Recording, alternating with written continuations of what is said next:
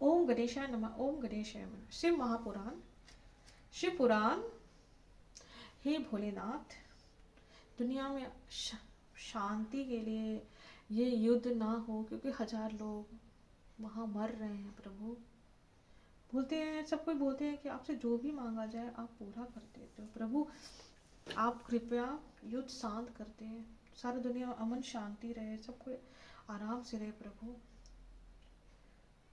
प्रभु बोलते हैं कि आप बहुत प्यारे देवता हैं और बहुत ही आप प्यारे हो, सब कोई बोलते हैं। मैं ये पाठ इसलिए कर रही हूँ ताकि दुनिया शांति से रहे प्रभु, झगड़ा लड़ाई खत्म हो जाए। क्योंकि हम क्योंकि बहुत कुछ हो रहा है जो आप सब जानते हो। ओम गणेश। शिवपुरा।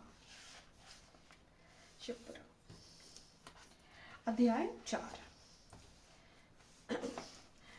चाचुला के प्रयत्न से शिव जी पार्वती जी आज्ञा पाकर तुम्बकतरु का विद्यावर पर्वत पर शिव पुराण की कथा सुनना कर बिंदुगण का पिशाच योनि से उद्धार करना तथा उस दोनों दंपति का शिव धाम पर सुखी होना। सूत जी बोले, शौनक, एक दिन परमानंद में निमग्न हुए चाचुला ने उमा देवी के पास जाकर प्रणाम किया और दोनों हाथ जोड़कर उसकी स्तुति करने लगी। चचुला बोली, गिरिराज नंदिनी स्कंद माता उमे, मनुष्य ने सदा आपका सेवन किया है। समस्त सुखों को देने वाली शुंभ प्रिय आप ब्रह्म स्वरूप रूपनी विष्णु और ब्रह्म आदि देवता द्वारा सेवित किया है। आप ही सद्गुना और निर्गुण गुना और आप ही सुचमा सचनानंद स्वरूपनी आधा प्रकृति हो। आप इस संसार की दृष्टि पालन और सहान करने वाली हो। आप लोगों का आश्रय भी आप ही हो। ब्रह्मा विष्णु और महेश्वर इन तीनों देवताओं का आवास स्थान तथा उसकी उत्तम प्रतिष्ठा करने वाली पराशक्ति आप ही हैं। सूची कहते हैं, शौनक जिसे सदगति प्राप्त हो चुकी है वह चचुला इस प्रकार महेश्वरी पत्नी उमा की स्तुति करके सिर झुकाए चुप हो गई। उसके नेत्रों में प्रेम से आंसू उमड़ आए। तब करुणा से भरे हुई शंकर प्रिया वक्त वत्सला पार्वती देवी ने चाचुला को संबोधित करते हुए बड़े प्रेम से उसे प्रकार कहा। पार्वती बोली, सखी चाचुले सुंदरी, मैं तुम्हारी की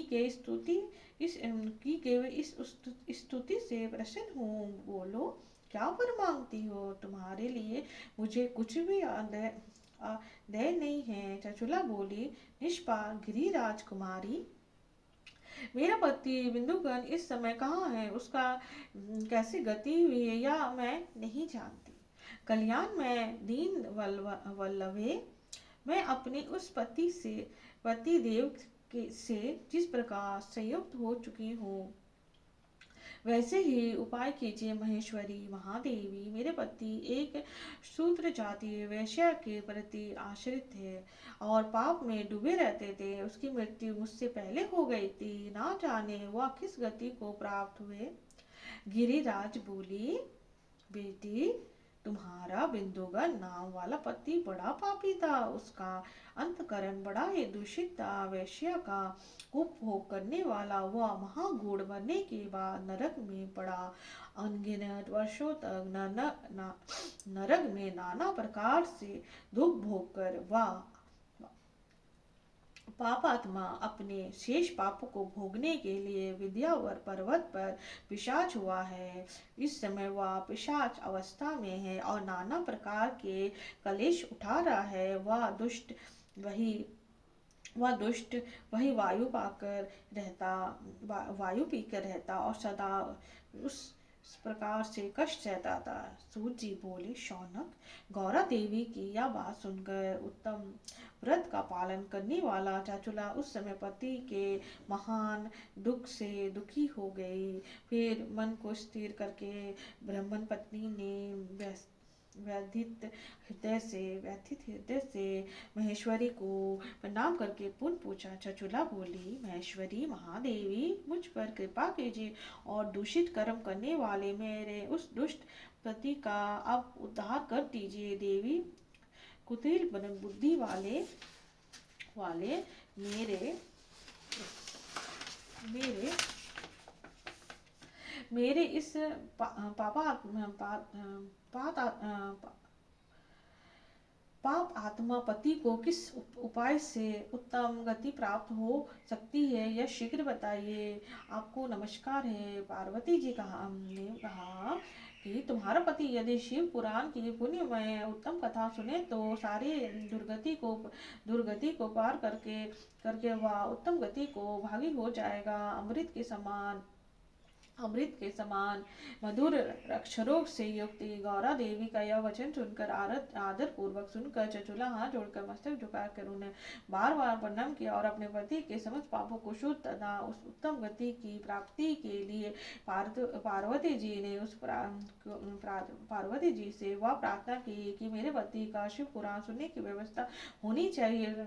उस समय ब्राह्मण पत्नी के बार बार प्रार्थना करने पर शिवप्रिया गौरी देवी को बड़ा दया आई। वह भक्त वत्सला महेश्वरी गिरिराज कुमारी ने भगवान शिव को उत्तम कीर्ति का गान करने वाले गंधर्वराज तुम्बकुरु को बुलाकर उससे प्रश्न पूर्वक इस प्रकार कहा, तुम करो, तुम्हारी भगवान शिव में प्रीति है। तुम मेरे मन की बातों को जानकर मेरे अविष्ट कार्यों को सिद्ध करने वाले हो, इसलिए मैं तुमसे एक बात कहती हूँ, तुम्हारा कल्याण हो।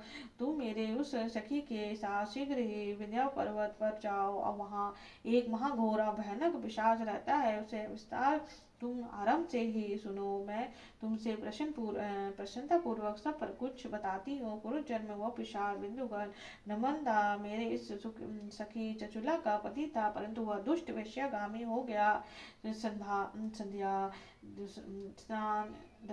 संध्या आदि निष्कर्म छोड़कर वह अपवित्र रहने लगा। क्रोध के कारण उसकी बुद्धि पर मूढ़ता छा गई। वह कर्तव्य या व्यर्थ कर्तव्य का से विवेक नहीं कर पाता था। भक्ष्य सज्जनों से दुष्ट द्वेष और दूषित वस्तु का दान करता था। यदि स्वाभाविक कर्म बन गया था, वह अस्त्र शस्त्र हो लेकर हिंसा करता था। बाएं हाथ से खाता, दीनों को सताता और क्रूरतापूर्वक पराये घरों में आग लगा देता था। चंडालों के से प्रेम करता और प्रतिदिन वेश्या के संपर्क में रहता था। वह दुष्ट था, वह पापी अपनी पत्नी का परित्याग करके दुष्टों के संगत में आनंद पाता था।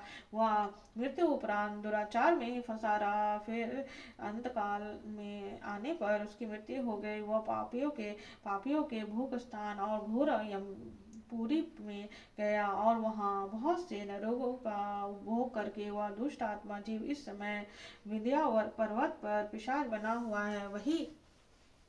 वही वह दुष्ट पिशाच अपने पापों का फल भोग रहा है। तुम उसके आगे रत्न पूर्वक शिव पुराण की दिव्य कथा का प्रवचन करो, जो परम पूजनीय और परम समस्त पापों को नाश करने वाला शिव पुराण की कथा का श्रवण करके दुष्ट आत्मा पुण्य कर्म है, जिससे उसका हृदय शीघ्र ही समस्त पापों को शुद्ध हो जाएगा और वह प्रेत योगिनी का परित्याग कर देगा। वह दुर्गति से मुक्त होने पर बिंदुगण नामक पिशाच मेरी आज्ञा से विमान पर बैठा कर तुम भगवान शिव के समीप ले आओ।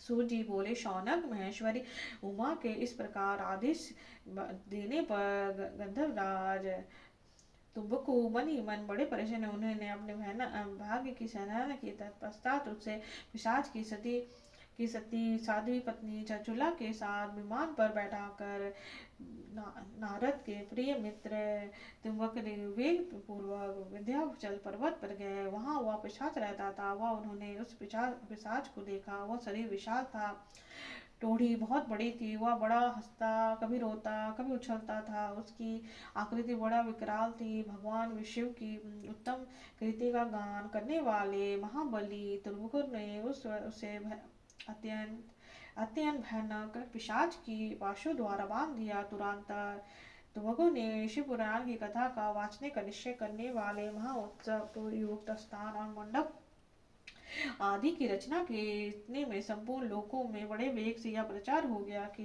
देवी पार्वती की आज्ञा से यह पिशाच का उद्धार करने के उद्देश्य शिव पुराण की उत्तम कथा सुनने के लिए तुम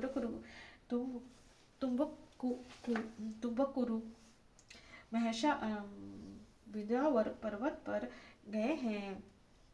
फिर तो उसे कथा का सुनने के लोभ से बहुत से देवऋषि भी शीघ्र ही वहां गए। आदर पूर्वक शिव पुराण सुनने के लिए आए हुए लोगों का उस पर्वत पर अद्भुत और कल्याणकारी समाज जुट गया। उसने तुमरुकु ने उस पिशाच को पाशों से बांधकर आसन पर बिठा दिया और हाथों में वीणा लेकर गौरी पति की कथा का गान का आरंभ किया। पहले अर्थात विश्वेश्वरी संहिता से लेकर सातवें वायु संहिता तक महात्मा सहित शिव पुराण की कथा उन्होंने स्पष्ट वर्णन किया। सातों संहिताओं से शिव पुराण की आदर पूर्वक श्रवण करके वे सभी श्वेता पूर्वक कीर्तक हो गए।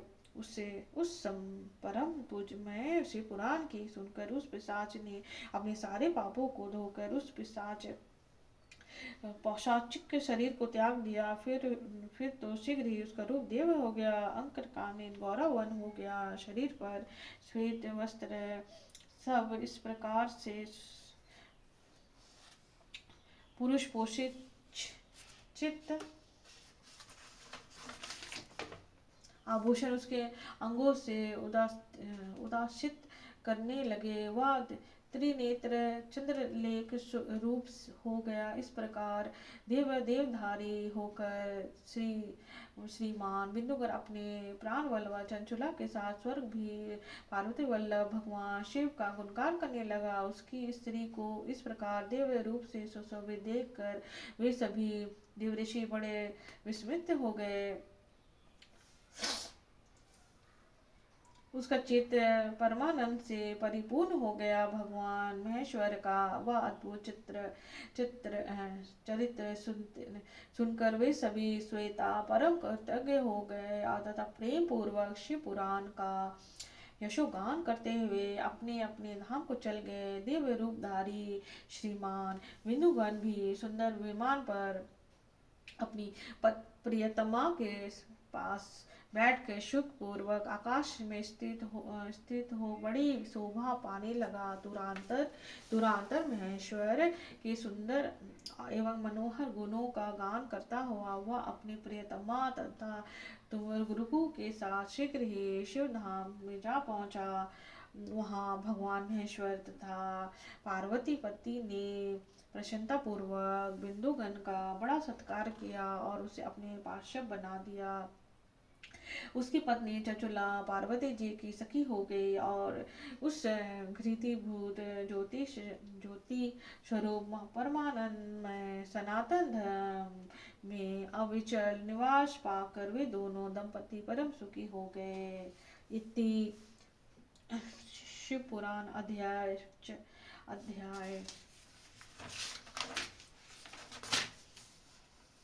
4 समाप्त। ओम नमः शिवाय। ओम पार्वती पते नमो नमः। ओम पार्वती पते नमो नमः। ओम पार्वती पते नमो नमः। ओम पार्वती पते नमो नमः। ओम नमः शिवाय। ओम नमः शिवाय। हर हर महादेव। हर हर महादेव। हर हर महादेव। हर हर महादेव। हर हर महादेव। हर